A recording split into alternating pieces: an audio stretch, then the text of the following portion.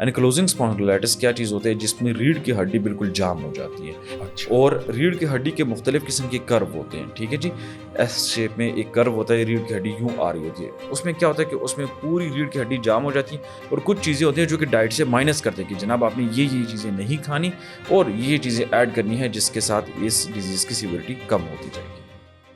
اچھا ڈاکٹر صاحب، ایک بات یہ بتائیے، بہت سارے لوگ بلیو کرتے ہیں کہ سردیوں کے موسم میں یا بہت ٹھنڈا جب موسم ہو یا سیزنل چینجز جب آئیں تو یہ تکلیف بڑھ جاتی ہے، کیا یہ ٹرو ہے؟ بالکل جی،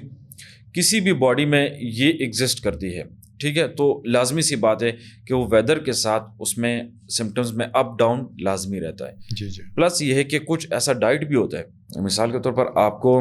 ایک کنڈیشن ہوتی ہے جی جس کو کہتے ہیں جی اینکلوزنگ اسپونڈیلائٹس۔ اینکلوزنگ اسپونڈیلائٹس کیا چیز ہوتی ہے؟ جس میں ریڑھ کی ہڈی بالکل جام ہو جاتی ہے